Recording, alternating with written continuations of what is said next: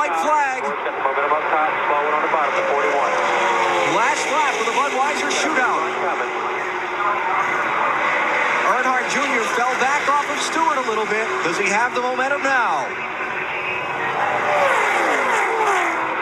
Trying to force Stewart up off the bottom.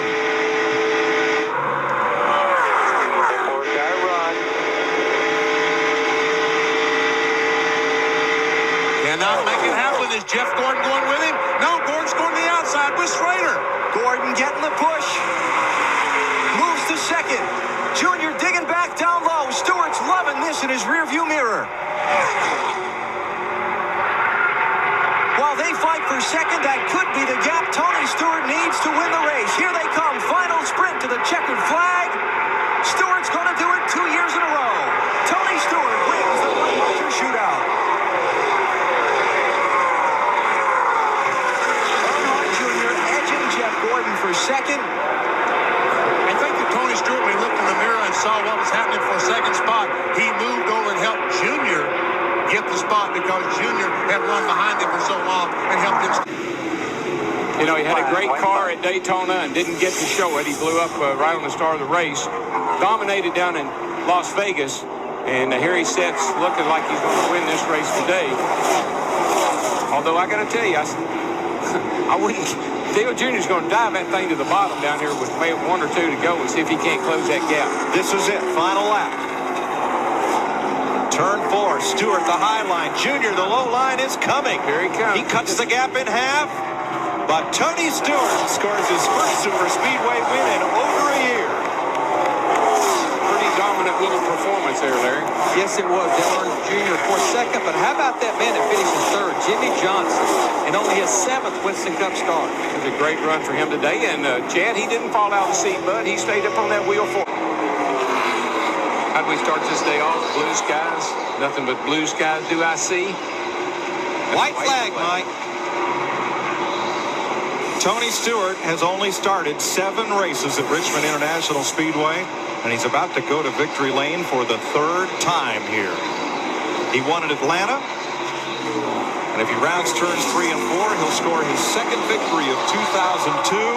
Tony Stewart's Home Depot Pontiac wins the Pontiac Excitement 400. Ryan Newman second, Jeff Gordon third, teammate Mark Martin in fourth, Jeremy Mayfield he finishes 5th, Matt Kenseth 6th, Jeff Gordon 7th, Steve Grissom 8th, Ricky Craven 9th, and Jimmy Spencer comes home 10th. And the white flag. 1 lap to go at Watkins Glen. Can any of these people behind Tony Stewart take the win away?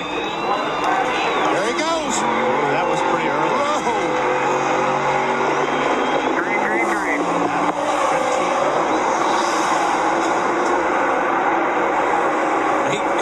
Final lap at Watkins Glen.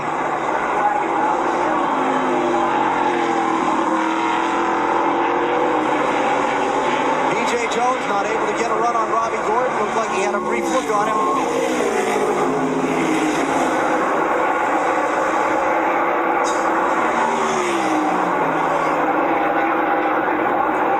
Have not heard a penalty call on Tony Stewart, so the restart stands. And now he's half a lap away from the checkered flag.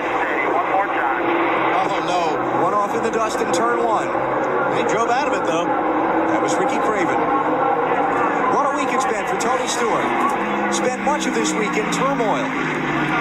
After the incident after Indianapolis last Sunday, thought he might lose his job in this car. The fine from NASCAR, the fine from his sponsor.